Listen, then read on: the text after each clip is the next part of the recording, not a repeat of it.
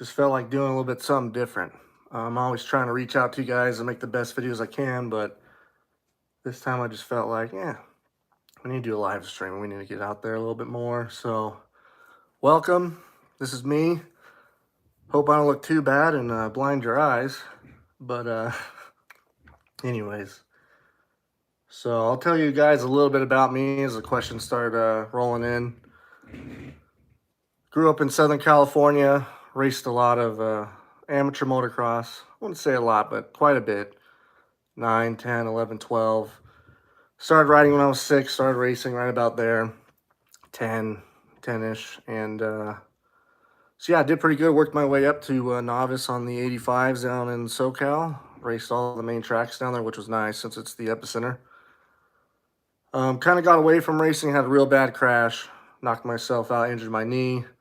And it was just one of those crashes that kind of shake you up. Kind of like Chad Reed at Millville where you just get pitched off. And yeah, wasn't great, especially not when you're 12. So tried to return to racing a few years later. And unfortunately had an even worse crash. Had a severe head injury, brain hemorrhage, blind, couldn't talk, and was paralyzed from the neck down. Luckily, it was very temporary. By the end of that day, everything was coming back around, and I've made a pretty good recovery, so that's nice. That was when I was 15, so 27 now, so can't complain too much. But so that's just a brief summary. You know, I don't want to make this about me or anything, so yeah. Let's get some questions rolling in. What'd you guys think about that second 450 moto? That was unreal. I don't know if I've ever seen that kind of intensity out of Eli before. And I think he's got me in a few years in age, so I've had the luxury of watching him since he turned pro. I remember watching his first race that he won there at Hangtown in 2010. So to see him all these years later still doing this stuff and riding like that, it's unbelievable. I posted on my Instagram. Go check out my Instagram if you want some more highlights. I put stuff on there every day, but I put a picture in my story because I wanted to see the lap time since they were chasing him. Were so close in lap times, and their average lap time throughout the whole race combined, so all their lap time averages were identical. They're both a 2:25.351. That's crazy to have a 35-minute moto and both of their averages are exactly the same. So pretty neat stuff. And yeah, who do you guys think is going to take this championship? I mean, we got a track coming up that both of them are great at, Washougal. And I don't know if we've ever seen two guys this close in speed throughout a whole moto and to be able to have that kind of intensity. You know, we've really seen it twice now. You had that second moto there at Hangtown. So, you know, I thought, maybe Eli wasn't quite to his 100%, you know, beast mode speed that we've seen. But, man, Chase proves again he's right there. I mean, I think he's just as fast as Eli. He's got some good tracks coming up. Eli might have that extra 0.5%, though, that gets it done with just experience and stuff. But love what I'm seeing from Chase. Yeah, so what do you guys think? Been trying to put out some little highlight videos of these races here and there on my secondary channel, which is WD840 Sports Highlights, so go check that out. I have that channel just because, you know, I like older football, older UFC, older kickboxing, obviously motocross. So I like using that channel to kind of do a little bit of other stuff, a little bit of different stuff too with the motocross side of things. So, yeah. Haven't seen any puffs of smoke out of Eli's Yamaha versus Cali. That's true. That's true. The thing's holding together. And what's really impressive is after a moto like we just saw at Millville, like you would think those things would just be cooking. And yeah, stood together. So that's one thing we haven't really seen besides Jet is any mechanicals. In the 450 class, off the top of my head, I can't think of any of the top guys going out with the mechanical yet. So that's pretty cool. Haven't really seen any major crashes. I mean, Kenny had a couple this weekend, so that was unfortunate. But Haven't seen any of like the top guys like take a big one, so that's also nice. Heard that Jet is going to be racing the 450 at Motocross of Nations this year, so that'll be sweet. I'm really looking forward to that. I mean, it's pretty obvious, I think, at this point that whatever he does on the 250 is probably going to win. Obviously, his brother's giving him a handful here and there at times, but with Jet's consistency and the starts and everything, I really want to see him on a 450 now. So yeah. Chase came up at my local track. It was cool watching him rip on 80s with his dad, talented kid. Yeah, absolutely. I mean, everyone's been saying it. If he can eliminate those little mistakes, he's just as good as anybody, and he's shown it. So he's lost a few points from tip overs, like the first moto this last weekend in Thunder Valley there on the last lap, but I mean, those were very minor, and I think those types of things can kind of happen to anybody. But he's still right there, 5 points down. I think Unadilla is going to be really good for him. I would be really surprised if he doesn't go 1-1 there. Doesn't seem like Unadilla's been jiving with Eli too great the last few years. But you never know. He's looking good in every condition on this Yamaha. So I wouldn't be surprised, I guess, either if Eli did good there. I think Washugal's going to be good. I don't live terribly far from Washugal, so I'm tempted to make that trip over there, but man, if we can get those lower gas prices again, I'd be there for sure. Jet is sitting in Hunter's kitchen making sandwiches with his feet on the table at this point, unfortunately. I think Jet's he's more consistent with the starts and everything. I think Hunter's definitely proven that he's got the same speed or close, because he's obviously led and passed him back. And I mean, we've seen probably 3 motos now. You had a High Point second moto. You had the first moto at Redbud. Jet went around everybody, but Hunter kind of latched onto him until his bike broke. Now, Jet probably would have squirted away, but we've seen Hunter have the speed. It's just, I think it's his starts. And yeah, he's just had bad luck with lappers and all that stuff. So that'll be interesting. If you guys have any questions about my videos or things you would like to see, throw them in there. Yeah. Just a little bit more luck for Jet. Very close in speeds. Yeah, pretty much. Pretty much. I think Hunter could have easily he probably should have won that second moto this last weekend. And so then they'd be pretty close and beating each other heads up. So Jet's undefeated right now. He rides so mature for how young he is. Just the decision making and how he can manage a gap. That's one thing I've really been impressed with Eli over the years, especially this year, is how Eli can just pick it up, and if he needs to, or he can just cruise. You know, he picks it up for a few laps after he loses some time to, let's say, Sexton, and then he backs it back down. I'm seeing a lot of the same things in Jet, where he's able to manage things really well. So, yeah, I think the future is Jet and Chase at this point. It's going to be interesting because, you know, this confidence is going to spill over until the Supercross season next year. And I'd really like to see Tomac and Chase and obviously the rest of the guys go at it in Supercross next year. That's going to be interesting. I think something that maybe not a whole lot of people are talking about, or at least haven't said, is how much Sexton is learning right now. I mean, he's getting free lessons to how to be the best right in front of him, whether it be the small little mistakes, not doing those, or whether it be seeing how Eli rides, seeing how he was able to make passes early on, and just being there with him. Like, Sexton's he's learning so much, and it's probably the best thing for him is what he's got with Eli, the battle he's got with Eli right now. Eli Tomac will be the champion. Lucas Oil Pro Motocross 2022.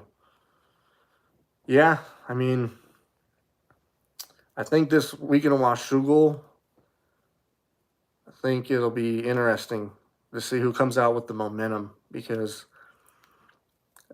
everybody keeps saying it, but these next rounds are always important, right? This week in Millville, it was like, Sexton had to respond. And I think he did, even though he lost 6 more points. He showed he's right there. Showed he's pretty much just as fast, just as fit. And that's important. So I think with Washougal, a track that they're both great at, and right before we have a break, before Unadilla, I believe. Or do we have Unadilla after that? Oh, we might have Unadilla. Never mind. I just think Washougal is a pivotal point. So I think if Eli can get another overall and somewhat convincing, then yeah, I think he's going to go well on. But if they split motos, or if Chase can show he's faster than Eli, or if he can beat Eli straight up, which I think he can totally do at this point, then I would see the championship going to Chase. But so yeah, this weekend be paying close attention to. Jet looks lighter than Hunter on 250s. Yeah, I agree. Jet looks a little bit more thin, which is not a bad thing by any means, but he still looks like he's got some strength to him. You don't see him swapping or doing a lot of things the other guys do that are probably a little bit more stocky. So, yeah, it'll be interesting to see 450s. I think it might take him probably a year to get used to it, just because of the size and the competition. I wonder what the weight difference is, if any. Yeah, who knows? I mean, Jet is, you could tell just looking at him, he's built a little bit thinner, or Hunter's he's built a little wider. Not that he's out of shape or anything, but, some people, they just have wider hips or wider shoulders. So they're definitely built different when it comes to that. Sexton has a lot to learn, and he can learn a lot from Eli, but he's on the right track. 100%. I mean, as fast as he is riding, I think in Supercross is when we would have saw one of those big get-offs like we did in Supercross.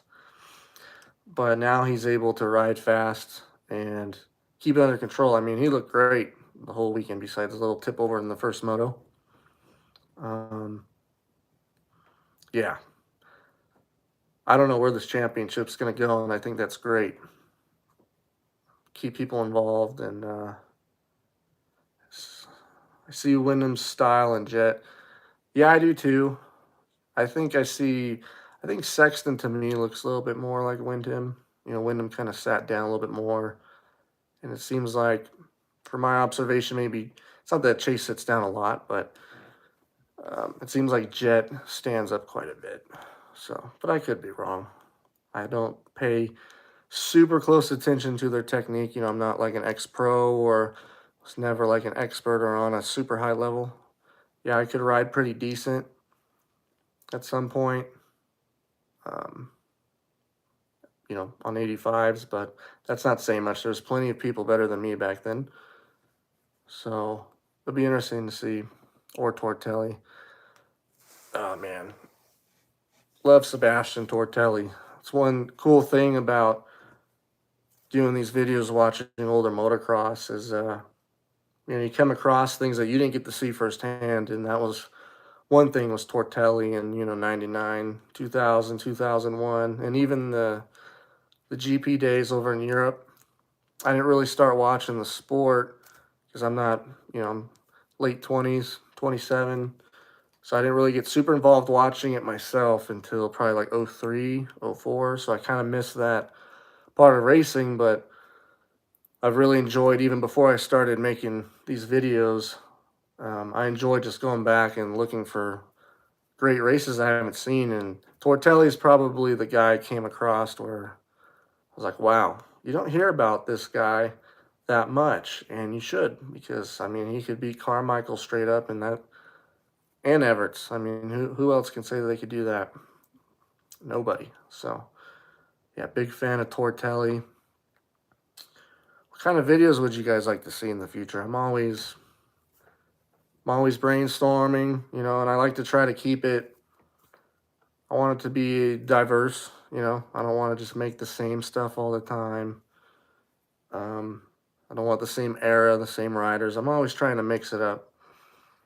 I basically stay in between 1993-ish and present. That's kind of like my gap. I grew up with the Terra Firma videos. So even though I didn't get to see McGrath in his prime for myself, I saw him in all these videos and stuff. So I was a big McGrath fan, even though he's basically retired. Um, so used to see LaRocco at Red Bud at weekends, trial bikes in the back of the truck. Always wanted to try trials. Yeah, me too. That looks tough. That looks tough, but it'd probably translate pretty good to the motorcycle. I mean, the balance you would learn from that. Jeez. Get ready for MXDN Red Bud vid. Oh yeah, I'm gonna make a video. Probably come out a couple weeks before Motocross of Nations. I'll probably make a video on the 2018 Motocross of Nations, just to give you guys a reminder what happened last time they raced there. Obviously, different circumstances. Will be a different team. Hopefully, different weather conditions. But so yeah, I'll be doing that later on. This weekend, it looks like I'm gonna start making Ken Roxon's KTM Air highlights. So 2011 through 2014 show some of his last year in the GPs over there in Europe, and then him coming over and all that good stuff. So that's on the agenda. Gonna bring back Terra Firma, so that's pretty cool. I've been working really hard on that. I'm gonna call it Terra Firma 22.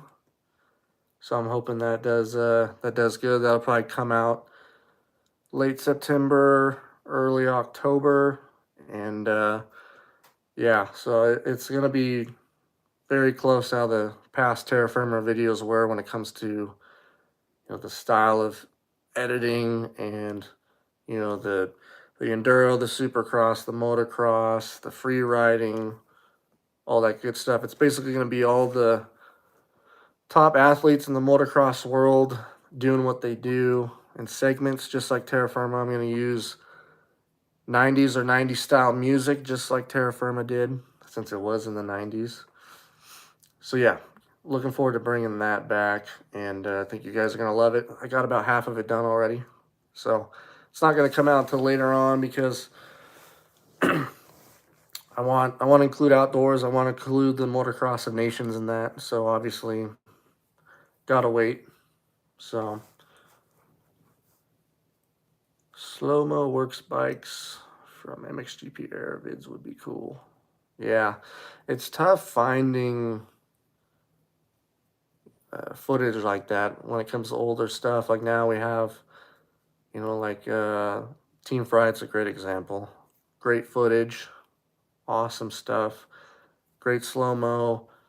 But back then you didn't really have that style of footage unless it was for like a Terra Firma, or there's nowhere to really find it. It seems like I haven't been able to. And I just use footage that's available to the public like everyone else. I don't have any secrets when it comes to getting footage. So yeah, that would be nice. So who would you guys like to see on Team USA? I know obviously Tomac and Sexton, but who are we going to put on the 250? I heard rumors about Justin Barsha. I'd personally like to see that a lot. It seems like he's always done pretty good at Motocross of Nations. I heard Christian Craig maybe. I think that would be a pretty good one. No diss on Christian, but I guess you could say the same thing about Barsha too, right? Like they both haven't been on the 250 forever. And technically Christian's been doing better than Barsha this outdoors. So maybe that would be a good one. I heard Anderson maybe. I don't know. Who do you guys think should be on the team for 250s? I mean, I was thinking maybe Kitchen was going to start doing pretty good. He kind of came on there at Southwick. Fortunately, he broke his wrist, so that sucks. I was hoping to see Cooper get a little better, but I think that, that foot injury was pretty severe, it seemed like. So I think he's still trying to get his feet under him, which is totally understandable. And yeah, so I don't know. I think Craig sounds pretty good. That'd be a pretty awesome team. It'd be nice if we get good weather. I'm gonna do all I can to make it to that event. By the way, that would be awesome. And I feel like this is probably Eli's last Motocross of Nations, so that would be really cool to see him go out. And I think this year, I think we would have the team to beat, as long as it's not a mud fest like last time. I think we have good chances. So yeah, I'm gonna try to make it there. So that would be fun. Might road trip all the way over there to Michigan. So yeah, Ryder, I don't think he's. I mean, he's what, at race 2 nationals so far. I think Craig. I mean, Craig just was on the 250 not too many months ago. Won the SX championship. He'd probably be the best bet at this point. So, Plessinger would probably do it on a 250. Joking. I was hoping so. No disrespect to Ryder. But yeah, it's kind of crazy at 250 class. We don't have like a strong American rider, which is totally fine. But when you're thinking of the team that we have, yeah, it's, you have Shimoda, Japan, and then the next two best guys or the two guys above him right now would be two Australians. So it's pretty interesting. Live chats are cool, but hard to participate in the middle of the workday and all. No, I totally get that, and I'm usually busy towards the later half of the day, towards the evening, so that's why I'm doing it right now. So I'll try to do a little bit later in the day as we go on. If you guys want to see this again, it's really up to you. I'm not gonna. This isn't about me. I'm not trying to. Not trying to make myself look like anything. I'm just trying to do something a little bit different. I like involving you guys in what I got going on, and I appreciate all the support and how much good feedback I get. And this is just another thing to connect with you guys and just hang out. Figured you guys would probably want to know a little bit about my background, so that's kind of what we're doing here too. And yeah. 7 just doesn't look right on that KTM. Yeah, it's still having a hard time getting used to it. I'm surprised he left the Yamaha. It sounded like it was maybe he wanted to stay, but he kind of committed to the KTM. I don't know. That's just something I heard. But yeah, I felt like I think the Yamahas, all the bikes are really good, but I think the Yamahas right now are probably the best. And yeah, I think he would be excelling on a Yamaha again this year, especially after the summer he had last year, and he already had that bike figured out. So, like your videos, man. Would you be open to suggestions for new videos from Bobby? Yeah, absolutely. A lot of my best videos was a suggestion, really. I had people tell me, be like, hey, bring back bar to bar. I'm like, oh, that's a great idea. Those went away in, I think, 2015. So you have all these great seasons since then. And it's not that I'm not trying to take bar to bar. I'm just trying to replicate it with the past seasons. So same thing, or the Great Outdoors. I've done a few videos on the Great Outdoors, kind of bringing that style of movie, video, whatever you want to call it back. So yeah, I'm always open to suggestions, and yeah, a lot of my best videos have been because of suggestions. So yeah, future videos or right now, throw them in the comments, throw them in the chat. I'm always, if there's a video that's suggested that I don't really make, it all depends on the footage, right? There's a ton of videos I want to make, but there just isn't footage out there, or the footage is like really low quality, and I would rather not make a video with like 240p footage. I mean, come on. Um, like I'd really like to do James Stewart's Kawasaki era, epic era. I'd really like to do all of his 125 stuff, but it's all if the footage is there, it's all very poor. So, um, yeah, another video I'd really like to make would be I'd make it Great Outdoors on the 2001 125 series with Langston, Brown, Pastrana. I mean, that was a pretty awesome season where they were mixing it up back and forth, but same thing, there's some races missing, or there's some races where it's really poor footage. So yeah, that kind of unfortunately determines what I'm able to do. It'd be really nice if like Pro Motocross or Feld would have a database maybe on their website. Maybe you pay 99 cents a month, like just something where obviously they make money off of it because it's their footage, and I respect that 100%. I'm all for that. But it'd be nice to be able to watch past races in good quality and be able to enjoy it more. A lot of it is second and third hand footage that gets uploaded. So I'm a big Millsaps fan, but I think 2013 450 Supercross season, the Millsaps and Villa were battling for the title. Yeah, I've considered doing that season. I like Millsaps too. I really like all these guys. I try to never make it seem like I'm biased because I'm really not.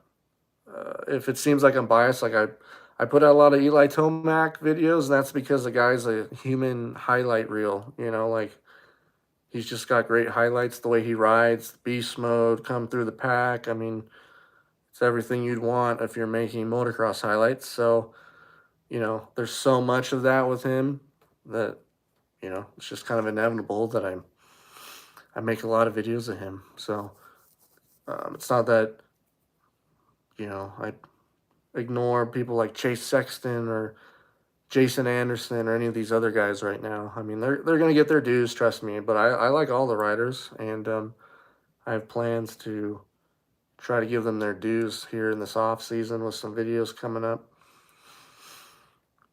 So when it comes to the 2013 450 Supercross, it's kind of tough because Bar to Bar already kind of covered it, and the footage isn't really there. Really from like 2008 to 2012, 2013, 14, those are kind of like dark areas where there's not that much footage out there to be able to make videos. So, at least from what I've been able to find. So, fortunately, that's one of those ones where I'd like to, but I don't know. Hopefully, in the future, maybe somebody will put some footage up somewhere, or I don't know. Let's see. Take a trip factory headquarters in California and film some of the museum pieces if possible. That would be really cool. I saw a picture of that maybe a week ago of all the bikes they got in there. Carmichael McGrath. I think there's some of Ricky Johnson stuff, Jeff Stanton. Yeah, that looked really neat. And, I'm not someone I don't have connections. I don't know people on the inside. Um, I'm just basically a fan just like you guys. I saw a lack of documentation of our sport, and that's what I tried to do with this channel, was to document riders, rivalries, championships, um, tracks, whatever. That's what I started to do. What really got me doing this was I used to really like watching football, big fan of Brett Favre, and the NFL was smart, and they started a YouTube channel called NFL Throwback.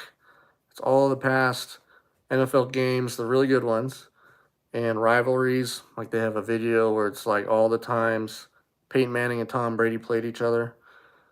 So being a fan of moto, I haven't seen anybody do that, and I haven't seen the promoters do it of either Supercross or motocross. So I thought, I think I'm gonna try this and try to put it up there and try to do a good job. And obviously, my earlier on videos, the editing wasn't the best because I've gotten better as I've continued to do this. But that was my ideas. I just wanted to document the sport and its history, and yeah, that's how this all got started. That's what I continue to try to do, and yeah, that's basically it. But my original point, I don't know anybody on the inside. Um, like guys like Cooksey or Johnny Hopper, they got a lot more of the inside knowledge, which is awesome. So if you're looking for that, go check them out. Um, but for me, I'm just a normal fan like you guys. So, are you a fan of the Lawrence brothers? Oh yeah, yeah. I mean, I don't see how you couldn't be really if you just look at them from a riding perspective. And even as humans, they seem like good dudes. I mean, one thing I've learned is that if you don't know someone personally, you really don't know what they're like. So I don't judge anybody that I don't know. Um, but when it comes to the riding, yeah, they're awesome. Doing an awesome job, dude. Thank you. I appreciate it. I always try to. I mean, shoot, put in a lot of time and effort. I'm glad you guys enjoy it. I was never into pro moto until recently. It would be cool to make another great outdoor season. One of the older seasons, 2010 through 2017 seasons. I never realized how great the racing was. Yeah, absolutely. That's on. That's definitely on the agenda. So far, I've done 2013 Great Outdoors and 2021. So if you haven't checked those out, go check them out. The next one I'll probably do is 2014. That was a good season, and then I'll probably just work my way up until 2021. I'll come out with 2022 probably before the beginning of outdoors next year. I like coming out with those things like a few weeks or a month in before, so you guys can kind of get some context of what happened the previous year. So like same thing this year, I'll probably come out with bar to bar 2022, three three weeks before the Supercross season, just to kind of give some context and get people into it. I think that's one thing that I've gotten a few copyright strikes from like Feld here and there or Pro Motocross, and I'm really not trying to take anything from them, money, their footage, anything. If anything, I'm trying to just build up the sport. And maybe some of you guys say BS, but that's the truth. I could certainly do a lot more things on YouTube and other places and make a lot more money, but to me, that wouldn't be right. I don't like to just copy paste. Um, so it would be nice if they can kind of see that, right? Like I'm trying to keep the fans entertained and bring new fans in on Instagram. I make little minute to 90-second clips, and I've had quite a few people know nothing about motocross or dirt bikes, comment like, wow, this video makes me want to start watching motocross. For me, that's the goal, so that's cool. So I'm just trying to bring everything up in the sport with me, right? And just trying to uplift everything. So that's my goal. Whether or not people believe it or not, or they frown upon what I do, that's fine. I've gotten 99.9% positive comments, so that's great. Um, let's see what else you guys are saying. It would be cool to see highlights of them battling in the future, of course. Yeah, for sure. Also, I like all the bikes in that era as well. If you guys that were racing, what is your opinion of World Supercross? I think it's going to be really cool. Um, I think the promoters of both regular Supercross and the outdoors really need to rethink, maybe not change like formats or whatever. I mean, it'd be cool. I've seen Johnny Hopper's had some cool ideas. Um, but we need people who are truly fans of the sport, I think, to run the sport for it to grow. And that's what I see with World Supercross. It seems like the promoters are truly fans and they want the sport to grow. And it seems like they have the ability to do that with the kind of backing I've seen that they have. So yeah, I think it's going to be really good, and I hope it brings the sport to the next level. The only thing that kind of sucks is how it conflicts with the outdoor schedule. But because to me, the outdoors is like the pinnacle of the sport as a kind of a hardcore fan. There's nothing I'd rather see than what we saw last weekend with the two guys at their absolute best, Tomac and Sexton, just going as hard as they can for 35 minutes on a rough track during the summer. Fitness, heart, it's everything. It's the man's sport, motocross. So I'm kind of bummed about that because I think the World SX is going to take a lot away from pro motocross, but I think pro motocross has kind of done it to themselves this year with just all the issues they've had. And I don't want to be critical, but um, yeah, it'd be nice to see all these series excel and do really well. But I think there's some changes that need to be made with when it comes to the outdoors and how it's run, at least from the broadcasting side. And I think Supercross is definitely doing better, but I'd like to see that get elevated more. I've seen a lot of things on, it's kind of limited when it comes to sponsorship opportunities for these teams or like selling merchandise and stuff like that. Like I said, I'm not on the inside. It's just kind of hearsay for me, but I think there's some things that both the outdoors and regular Supercross can do to get more sponsorship, more mainstream sponsorship into the to the sport. So I think they need to kind of take a step back and hopefully they kind of reassess things and because ultimately if you truly try to make this sport better, everyone's going to make more money. The riders, the teams, the promoters, sponsors are going to be happy. They're not going to leave. We're not going to see factory teams shut down. So yeah, it'd be nice if we could see that. So yeah, I think World SX is going to be really good. I think it's going to be a good change. I saw some Johnny Hopper. I don't know for myself if this is fact, but he said that they're getting Jeff Emig and Ralph Shaheen to be the announcers for World Supercross this fall. So I think that's really cool. I know some people are kind of split on whether or not they like those two individually or together, but for me, I mean, growing up watching the sport, it was them until a few years ago, right? So I think it'd be really cool for them to come back, and I think that's a good move on their part because it shows that they want to make the fans happy, which is important. So without any fans or the riders, you don't have a sport. Prime Villapoto versus Prime Eli versus Prime Hurlings versus Prime Roxon. Who would be the fastest in a single race? Bet you if you had four separate races with those four guys, bet you'd have four different winners. Prime Villapoto, amazing. Prime Eli, I think we just saw it this last 450 moto. Amazing. I mean, Hurlings, yeah. I mean, he's outstanding.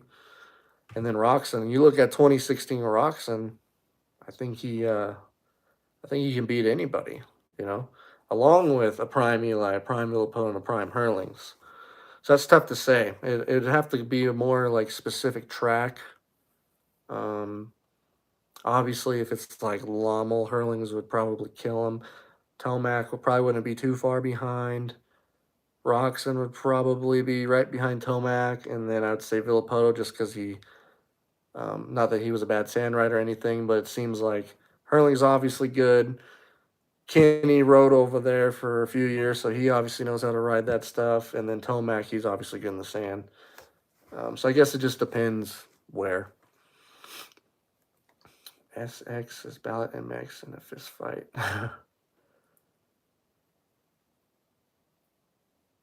You're like a likable kid of Tony Soprano. Is that a compliment? I never watched that show, so sorry. Thanks for the videos, man. The highlights are always nice, especially the 90s race highlights. Yeah, the 90s, man. 90s anything's cool. It was just different back then, you know, so different. Ralph came a long way. He did. He did. There's a World Supercross race from '99 in Pasadena. I think it was Pastrana's first Supercross race, by the way. Should go check that out. I think he was the announcer, and yeah, he's come a long ways, big time. So it's cool to see. I'm not a fan of Davey Coombs lying. Yeah, I mean, I haven't heard great things about him.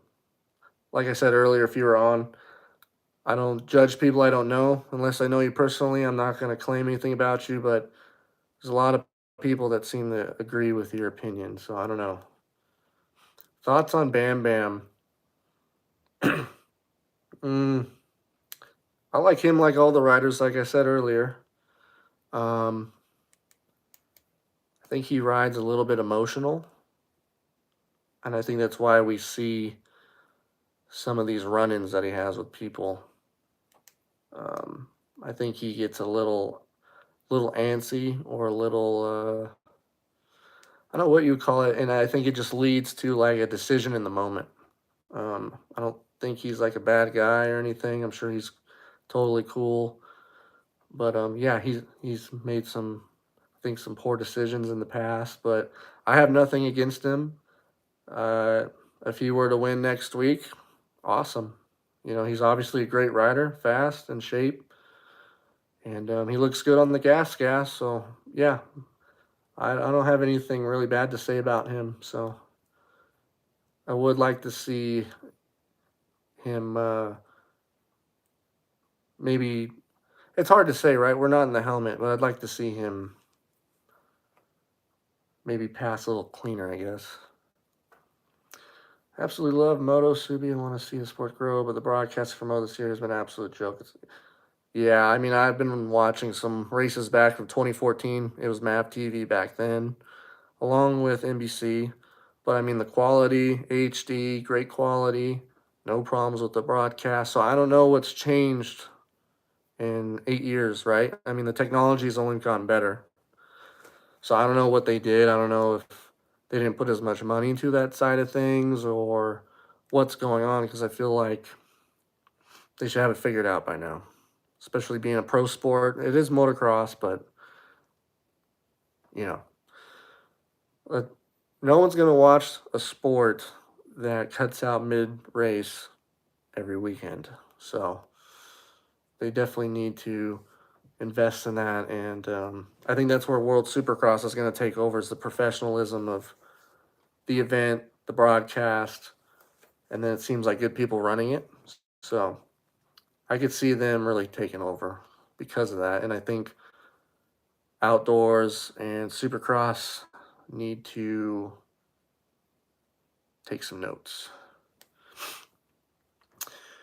Agree with you, outdoors and rough tracks, best part, like racing back in the 70s and 80s at Saddleback with two rough, long, dusty motos, Jeff Ford, Rick Johnson, Jimmy Ellis. Yeah, I wish I could have seen that era because I don't know a whole lot about it. I obviously know the names, um, you know, from people like my grandpa, my dad, all that good stuff. But yeah, it would be cool to go back and see that for sure. I mean, the tracks look really gnarly back then compared to now. I mean, no grooming, you know, no water. I mean, even like a Unadilla from like 94, 95, like looks significantly rougher than today.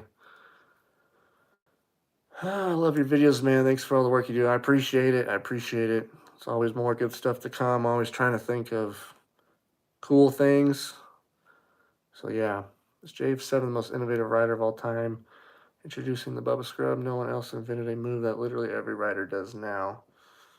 Yeah, I would say he brought a lot to the sport for sure. Definitely, I'd say him and McGrath, right? McGrath kind of started that whole, wasn't a scrub, but kind of bringing the bars up to your chest, right? Kind of soaking it up with your legs and your body, um, saving time in the air, and kind of that supercross style of timing and being really balanced, being patient in spots where it's probably good to be patient. But yeah, I'd say Stewart's definitely with the scrub and just everything else he did. I mean, I put a video on my Instagram. Go check that out if you haven't. of him quadding on a 125. I mean, no one else did that. So I judge your words and actions. Yeah, I do too. Um, I judge people by their character, but I like to know character personally. There's obviously some obvious people in this world right now that aren't great. So, but when it comes to someone like Davey Coombs, never talked to the guy, don't really ever see him on videos or whatnot too often. So I have no experience, but so yeah. I'm just waiting to see MXon understand if ET versus Sexton in an all-time duel or not. I'm hoping, yes, yeah. Yeah, MX man. I mean, if you think about it, I think Hurlings is gonna race it. I saw somewhere that he's gonna be doing like an Italian series or something like that, where he's trying to do some more local races, not the big time stuff in MXGP, but try and do some more localized pro series or races to try to get back into the racing side of things. So if he shows up the MX and then you have people like Geyser, Caroli, um, Roman Fabrive, he's back from injury, and then all of our guys. I mean, you're gonna have like 5, 6, 7 guys that I think could win a moto, and if they all start up front, it's probably gonna be a freight train of insane proportions. It's gonna be intense. There's gonna be a lot of speed. So that's something I hope happens is that we get good weather. I hope we have the full track this time because they cut out some sections last time that I think are important. And yeah, so we can just have an epic weekend where we can see who's the best, whether as a team or as an individual. So I think that's where I think that's our best chance of seeing Tomac versus Hurling is to kind of settle the score of who's the fastest guy in the world. And then you throw Chase Sexton in there now. I think he's in that conversation, or he's at least sneaking into it as we watch this season. Let's see, what else do we got? They want money that's not there. We modify everything. Didn't modify. I want to sell stock coverage. Yeah, I know the coverage has been very disappointing this year. And what's weird is I kind of saw it coming last year. If you look at the quality at least of the footage from 2021, since I'm always watching footage and editing footage, I remember last year editing some videos or watching it, and I was like, man, what happened to the quality? Like, I'm not asking for like 4K, anything crazy, but I was like, I don't, you go back and you watch the past seasons, it's better quality. So it's almost like it's been coming on. So I don't know. I don't know if they went like kind of cheap for the broadcast, for the equipment. I have no clue how any of that stuff works, but yeah, it didn't seem something's weird, and I think it kind of started last year. First race ever I went to was Southwick in 1985. That's pretty cool. That's awesome. Have you been going every year since, or most of them? Because that would be pretty cool to see the progression of the tracks change, the bikes, the riders. Um, that's something that I've gotten a chance to see a little bit coming from the two-stroke era until now, Carmichael until now. That's way more significant. I'm pretty sure when McGrath started soaking it, it was known as a vacuum back in the day. He brought it over from BMX. Yeah, for sure. That's basically what he did. And yeah, I think I remember maybe David Bailey on a broadcast using that term, soaking it or soaking it up. I remember that. Who would you throw on the 250 for USA MXon if you were in charge? Yeah, we talked about this a little earlier. I think Craig would be a good option. Like I said earlier in the video, if you weren't here, he's ridden the 250 recently. Did really well on it. It's obviously outdoors, but still. And I mean, he's a top 5 guy right now in the 450 class, and I think out of our American 250 riders, I think he would be the best on a 250 if you were to line him up against them right now. So I'd like to see that, and I'm sure he would be pumped. I saw somewhere where he was like, absolutely. So let's see. What's the deal with the streaming apps? Went to watch Millville last week. You can't watch it. Yeah, I know. It's the story of this season.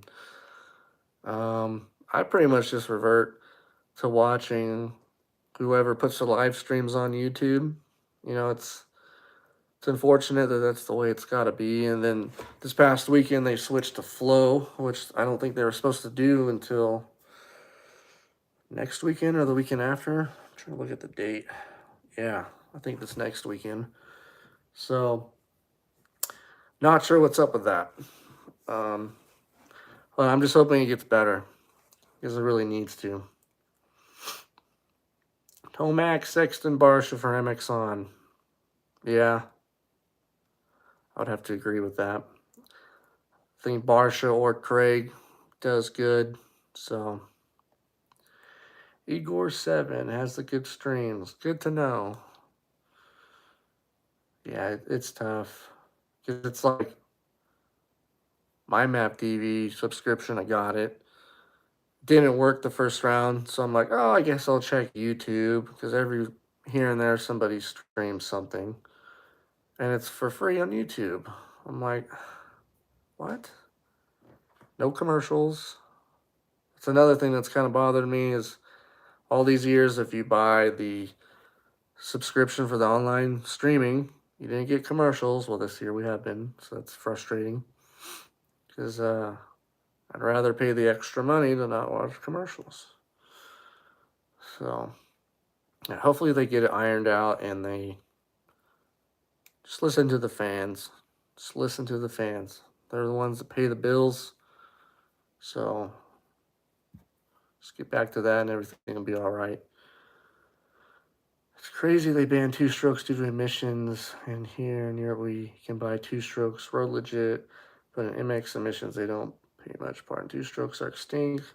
Let 300s race 450s. Yeah, I would love to see 300s race in the 450 class. I think you would see a good amount of privateers run those because they're cheaper to maintain.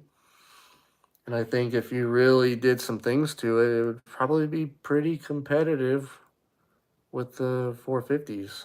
Probably not gonna have like the torque and all the good stuff, but I mean, it'd be cool if they at least let it. You know, I always thought this might sound really stupid, but I was like, man, it'd be so cool if they would just let 500s race 450s. So like if someone like AJ Catanzaro wants to get one of those 500s he tests here and there and race it for one national, I mean, people would love that. You know, like that's that would get me to be like, oh, he's racing the 500. Yeah, let's go watch it.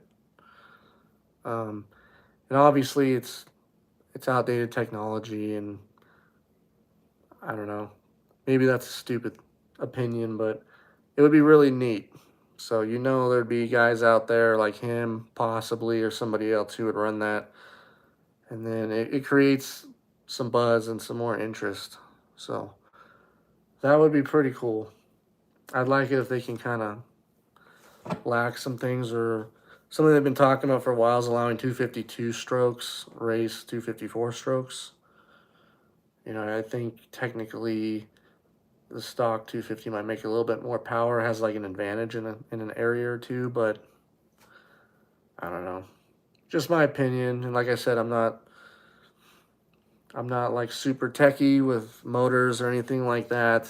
Don't know a whole lot about it, to be honest.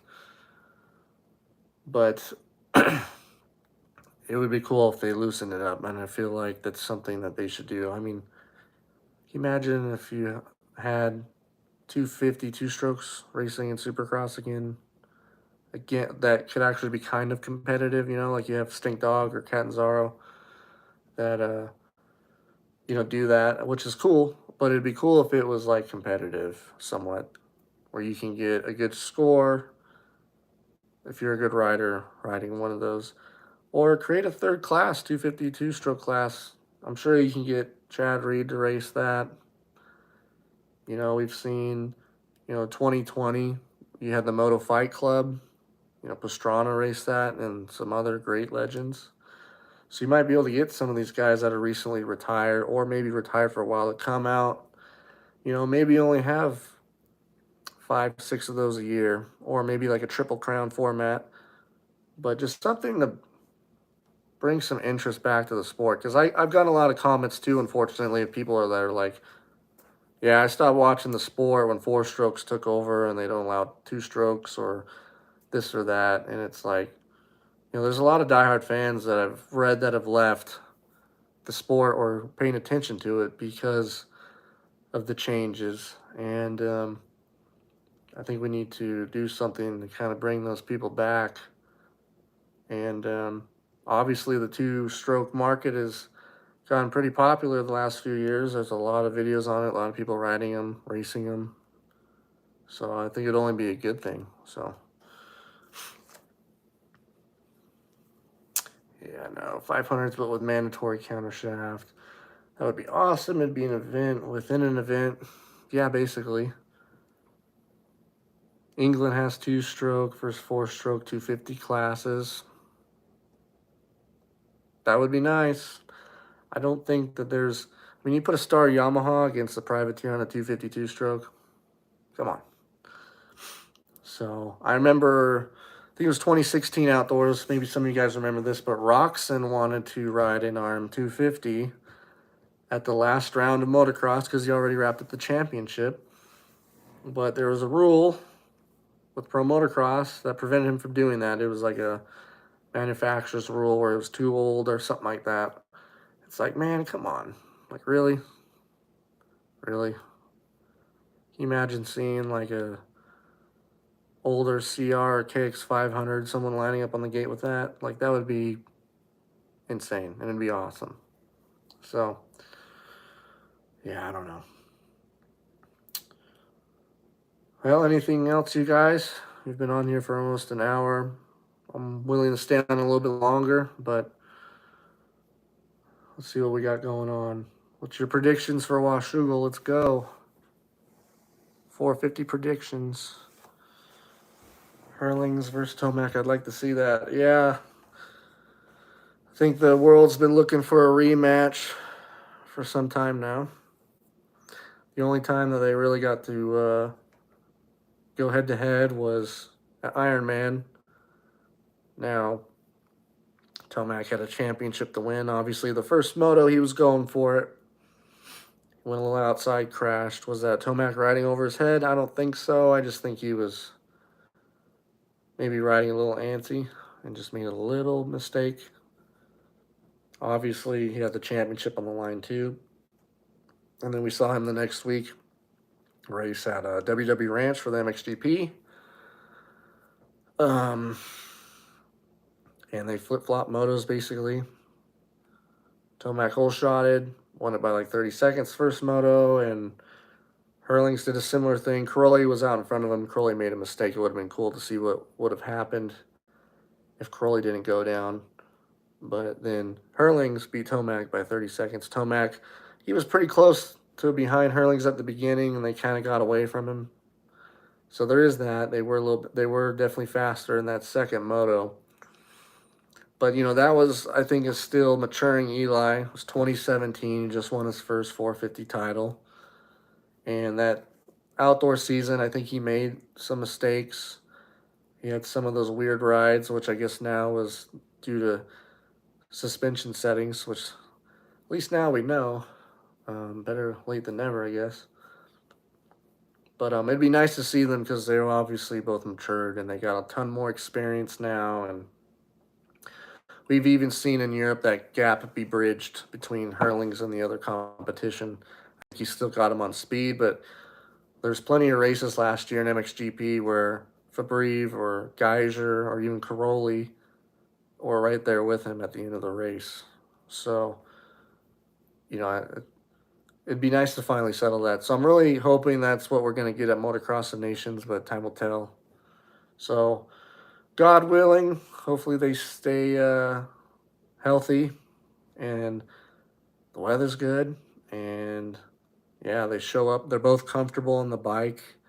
I don't want to see you know, Hurling's come off the couch and he's not comfortable or not where he should be.